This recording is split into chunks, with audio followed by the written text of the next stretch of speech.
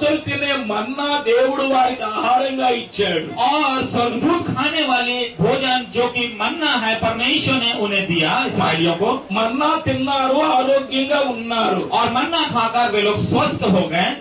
ఒక రోజున వాడు బోరుమని ఏడిచారు. और एक दिन वे लोग जो है रोने लगे। మోషే అడిగాడు, ఎందుకురా ఏడుస్తున్నారన్న. और मूसा ने उनसे पूछा कि क्यों, क्या हुआ, तुम क्यों रोते हो? ఏటలకాలో మన్నానా మాకు మాంసం కావాలన్నారు. और उन्होंने कहा कि क्या सब समय हमें मन्ना खिलाते हो, हमें गोश्त चाहिए खाने के लिए। మోషే కంగారు పడ్డాడు. और मूसा थोड़ा से व्याकुल हुआ। 6 లక్షల కంటే ఎక్కువ మంది ఉన్నారు. और 6 लाख से ज्यादा लोग हैं। ఇంతమందికి ఎక్కడి నుంచి తెచ్చిపెట్టను మాంసం అనుకున్నాడు. और सोचने लगा कि इतने लोगों को मैं मांस कहां से लाकर इन्हें खिलाऊं। వాళ్ళంతా ఒక్కొక్కడు ఒక్కో మేకను తినేసిలా ఉన్నారు. और एक एक व्यक्ति ऐसे थे जो कि एक एक बकरा वे खा जाएं। వాళ్ళకి ఎన్ని మేకలు కావాలి, अब उनके लिए कितना बकरा चाहिए होगा आप सोच ఎక్కడ लीजिए। తెచ్చి పెట్టాలి. और कहां से लाऊं।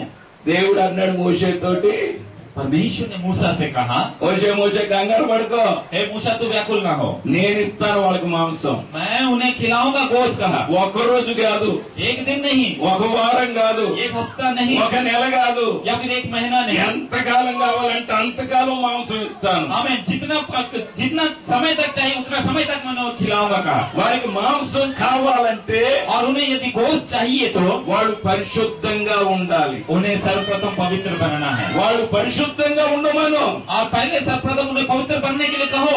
నేను వాళ్ళకి మాంసం ఇస్తానన్నాడు मैं దేవుడు. उन्हें खाने के लिए मांस दूंगा, परमेश्वर ने कहा। అలాగే వాడు పరిశుద్ధంగా ఉన్నారు. और उसी रीति से वे लोग पवित्र ठहरे। దేవుడు వారికి మాంసాన్ని ఇచ్చాడు. और परमेश्वर उन्हें खाने के लिए मांस दिया। ఈ రోజు దేవుడు మనతో మాట్లాడుతున్నాడు. आज परमेश्वर मुझसे और आपसे बात करता है। వారికి మాంసం కావాలి, और उन्हें तो गोश्त चाहिए। వాడు పరిశుద్ధంగా ఉన్నారు, और वे लोग पवित्र थे, వాళ్ళకి మాంసం ఇచ్చాను. और इसलिए उन्हें तो मांस दिया। మీకేం కావాలి? आपको क्या चाहिए? మాంసం కావాలా, गोश्त चाहिए, బీరకాయలు కావాలా, या आपको तुरई चाहिए, దొండకాయలు కావాలా, भिंडी चाहिए, పెరుగు కావాలా, दही चाहिए, పలావ్ కావాలా, क्या पुलाव चाहिए, డబ్బు కావాలా, या फिर पैसे चाहिए, పెడుకొడు కావాలా, दुल्हा चाहिए, పెడుకూతురు కావాలా, या दुल्हन चाहिए, ఇల్లు కావాలా, घर चाहिए, ఉద్యోగం కావాలా, नौकरी चाहिए, పరిశుద్ధాత్మ కావాలా, या पवित्र आत्मा నీకు चाहिए। ఏది కావలసిన आपको चाहे जो कुछ भी चाहिए हो, నేను ఇస్తాను.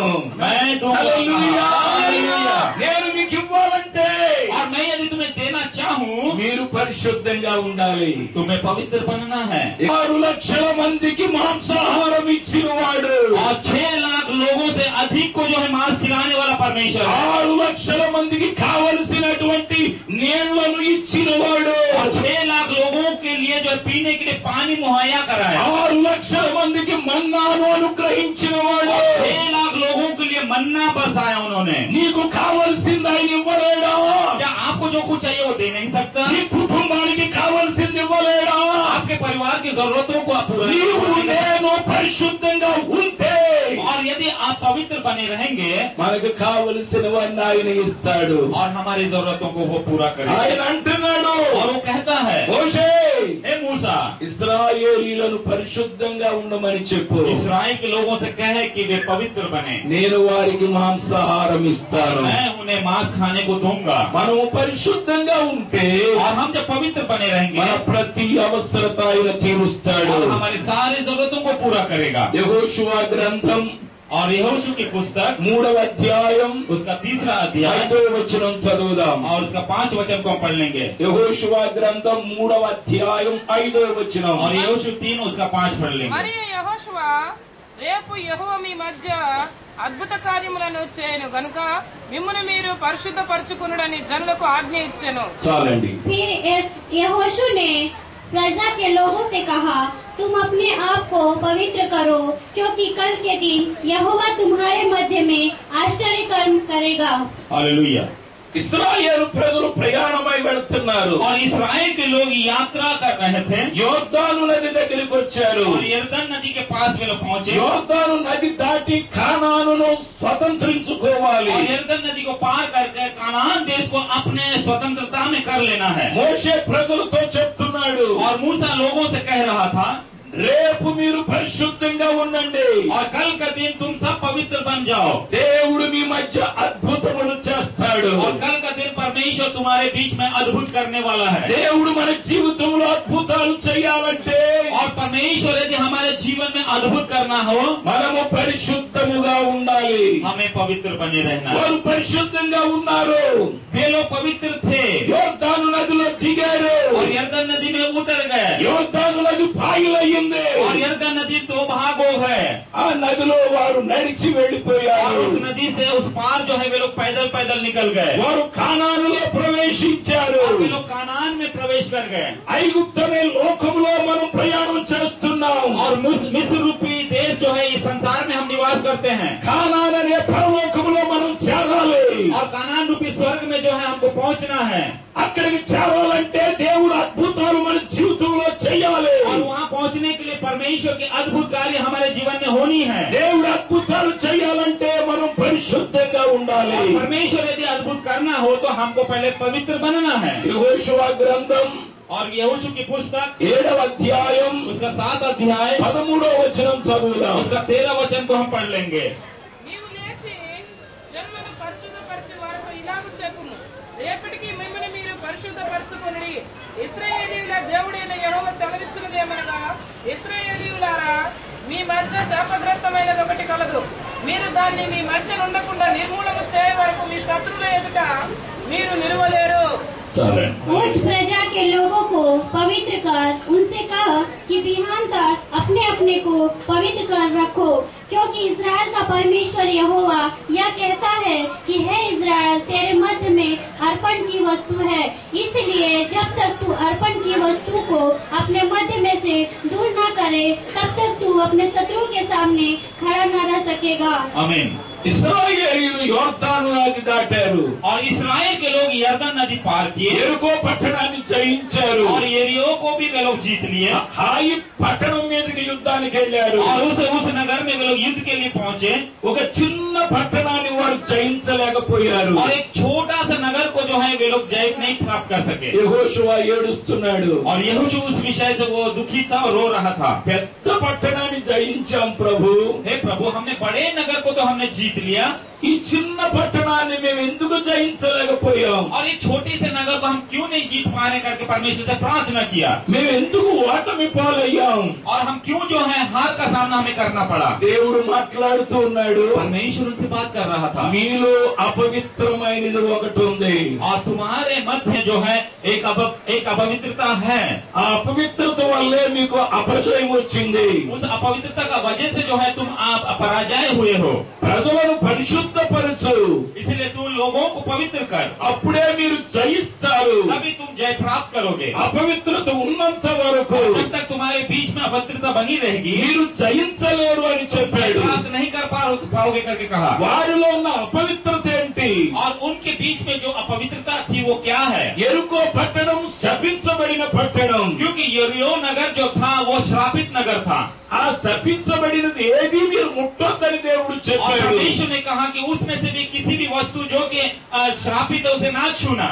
ఆకాను అనేవాడు బంగారమును వెండిని ఒక మంచి వస్త్రాన్ని తెచ్చి ఇంట్లో దాచుకున్నాడు. और आकान नामक व्यक्ति जो है उसमें के सोना चांदी और सुंदर वस्त्रों को लाकर उसने छुपा लिया था. ఆ అపవిత్రమైనవి ఆకాను ఇంటిలో ఉండటం వల్ల వాళ్ళు అపవిత్రమయ్యారు. ఇశ్రాయేలీయులంతా అపవిత్రమయ్యారు. और वो आकान ने जो है वो अपवित्र वस्तुओं को लाकर अपने तंबू में रखने की वजह से वो अपने घर वालों के साथ साथ सारे इस्राएल के लोग भी अपवित्र हो गए. అపవిత్రత వల్ల వారు జయించలేకపోయారు. उस अपवित्रता के वजह से जो है वे लोग जय प्राप्त नहीं कर पा रहे थे. ఆకానుకు అతని కుటుంబానికి శిక్ష విధించి వాళ్ళని నిర్మూలన చేసిన తర్వాత వాళ్ళకి జయం వచ్చింది. और आकान और उसके परिवार को जब तक दंडित नहीं किया तब तक जो है वे लोग उस नगर को जो है जीत नहीं पाए. అనేక మంది క్రైస్తవ సోదరి సోదరులకు జయము లేదు. और बहुत से मसीह भाई बहनों के जीवन में जो है जय नहीं है అపజయం పాలవుతున్నారు. और पराजय होते हैं उसके जीवन में. మా దేవుడు గొప్పవాడని చెప్పగలుగుతున్నారు గాని और हम तो कह पाते हैं कि हमारा परमेश्वर महान है గొప్ప కార్యములు జరగటలేదు. और अद्भुत कार्य हो नहीं पा रही है. కారణం ఏమిటి? कारण क्या है इसका. దేవుని శక్తిలో మార్పు లేదు. क्योंकि परमेश्वर की सामर्थ्य में कोई भी बदलाव नहीं है. దేవుడు ఎప్పుడు ఒకే రీతిగా ఉన్నాడు. परमेश्वर सब समय एक सा है. అయితే అపజయం రావడానికి కారణం ఏంటి? पर इसका पराजय निर्दय होने का कारण क्या है? మనలో ఉన్న అపవిత్రత. हमारे अंदर में जो अपवित्रता है, ఏదో అపవిత్రమైంది మనలో ఉన్నది. क्योंकि कुछ है जो कि वो अपवित्रता हमारे बीच में निवास करती ఆ है। చిన్న అపవిత్రతే మనకి అపజయాన్ని తీసుకొస్తుంది. कोई छोटी सी अपवित्रता ही जो है हमें पराजय करता है। ఎప్పుడైతే మన అపవిత్రతను దేవుని దగ్గర ఒప్పుకొని విడిచిపెడతామో, और जब हम अपने अपवित्रता को परमेश्वर के सामने में मान लेंगे, అప్పుడే దేవుడు మనకు జయం ఇస్తాడు. तब ही परमेश्वर हमें जय दिलाएगा। మార్కు సువార్త 7వ అధ్యాయములో ఇలాగూ వ్రాయబడి ఉన్నది. और मरकुस रचित सुसमाचार उसका 7 अध्याय में इस रीति से लिखा गया है। మార్కు సువార్త 7వ అధ్యాయము 20వ వచనము నుండి और 7 का 20 वचन को हम पढ़ लेंगे। मरकुस 7 उसका 20। మనుషుని లోపలి నుండి బయలు వెళ్ళినది మనిషిని అపవిత్రపరచును. లోపలి నుండి అనగా మనుషుల హృదయములో నుండి దురాలోచనలను, జారత్వములను, దొంగతనములను, నరహత్యలను, వ్యభిచారములను, లోభములను, చెడుతనములను, కృత్రిమమును, కామ వికారమును, మత్సరమును, దేవదూషణయు, అహంభావమును, అవివేకమును వచ్చును. ఈ చెడ్డవన్నీ లోపలి నుండి బయలు వెళ్లి మనుషుని అపవిత్రపరచునని ఆయన చెప్పాను. आमीन। पढ़िए। क्योंकि भीतर से अर्थात मनुष्य के मन से बुरी बुरी चिंता, व्यभिचार, चोरी, हत्या, परस्त्री गमन, लोभ, दुष्टता, छल, लुचपन, कुदृष्टि, निंदा, अभिमान और मूर्खता निकलती है। ये सब बुरी बातें भीतर ही से निकलती है और मनुष्य को अशुद्ध करती है। మనుషుని హృదయములో నుండి బయలు వెళ్ళునదే మనుషుని అపవిత్రపరచునని యేసయ్య చెప్పారు. और कहा गया है कि मनुष्य के भीतर से जो निकल कर जाती है वही जो है उसे अपवित्र करती है। మనుషుని హృదయములో నుండి ఏమేమి వస్తాయో అక్కడ ఆయన తెలియచేశారు. और मनुष्य के हृदय से जो कुछ निकलता है सब कुछ यहाँ पे वर्णित है। అవి ఏ ఒక్కటి మనలో ఉన్నా మనము జయము పొందలేము. और इसमें से कोई भी एक चीज भी यदि हमारे अंदर है तो हम जय प्राप्त नहीं कर पाएंगे। అనేక మంది క్రైస్తవులు ప్రభువుని నమ్ముకుని కూడా దొంగతనం చేస్తున్నారు. और बहुत से मसीह हैं जो कि प्रभु यीशु मसीह पे विश्वास तो करते हैं लेकिन चोरी करते हैं। వారు చేసే దొంగతనం ఏంటంటే ఎదుటివారి వస్తువులు దొంగిలించుడే కాదు. और वो लोग चोरी जो करते हैं वो सामने वाले की कोई वस्तु को नहीं चुराते बल्कि దేవుని సొమ్మునే దొంగిలిస్తున్నారు. परमेश्वर के धन को चुराते हैं। మలాకీ గ్రంథం 3వ అధ్యాయం 8 నుండి 10 వచనాల్లో దేవుడు ఇలా మాట్లాడుతున్నాడు. और मलाकी का पुस्तक उसका 3 अध्याय का 8 पद से लेकर यदि हम आगे पढ़ेंगे, మానవుడు దేవుని యొక్క దొంగిలునా?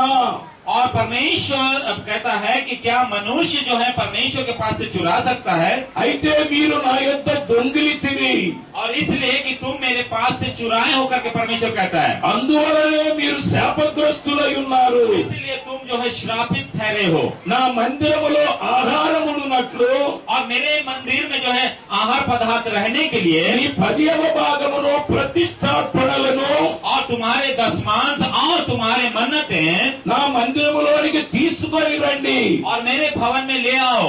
దీనిని చేసి నన్ను శోధించినట్లయితే और इसे कर कर यदि तुम मुझे परखते हो, ఆకాశపు వాకిండ్లు విప్పి పట్టజాలనంత విస్తారమైన దీవెనలు కుమ్మరిస్తానని मैं आकाश की झरोकों को खोल कर तुम्हें इतनी आशीष में भर दूंगा कि तुम जो है समा नहीं पाओगे। దేవుడు తెలియజేస్తున్నాడు. और ये सारी बातें परमेश्वर हमें बताता है। దశమ భాగము దేవుని సొమ్ము. और दशमांश जो है वो परमेश्वर का भाग है, परमेश्वर का धन है। దశమ భాగము దేవునిది, దేవునికి ఇచ్చేయాలి. और दशमांश जो है वो परमेश्वर है, उसे परमेश्वर को दे देनी है। టీకాగర్లో ఉన్న దేవుని సంఘమా, और टीकागढ़ के कलीसिया, నా సోదరి సోదరులారా, मेरे भाई और बहन, దేవుడు మీకు జయమిస్తాడు. परमेश्वर तुम्हें जय देगा। ఈ పిల్లలను ఆశీర్వదిస్తాడు. हमारे संतानों को आशीष ఈ देगा, కుటుంబాన్ని దీవిస్తాడు. आपके परिवार को आशीष देगा। దేవుని సొమ్ము దొంగిలించొద్దు.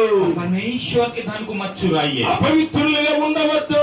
पवित्र बनकर मत रहिए, పరిశుద్ధంగా ఉండండి. पवित्र बनकर रहिए। దేవుడు మీకు జయమిస్తాడు. परमेश्वर तुम्हें जय देगा। ఏమీ తేలేదు మనం, हम कुछ तो लाए नहीं हैं, ఏమీ పట్టుకెళ్ళం మనం. नहीं कुछ लेकर जाएंगे। కలిగిన దాంతో తృప్తిగా ఉందాం. और जो कुछ हमारे पास है उससे हम संतुष्ट हो जाएं, పరిశుద్ధంగా ఉందాం. पवित्र होकर रहेंगे దేవుని దీవెన పొందుకుందాం. और परमेश्वर के आशीषों को हम पाएंगे। చివరికి ఒక మాట చెప్పి ముగిస్తాను. और अंत में एक बात कहकर मैं समाप्त करूंगा। ఎబ్రీయులకు రాసిన పత్రిక इब्रानियों की पत्री 12వ అధ్యాయం 12 अध्याय 14వ వచనం. उसके 14 वचन। ఎబ్రీ పత్రిక 12 అధ్యాయం 14వ వచనం.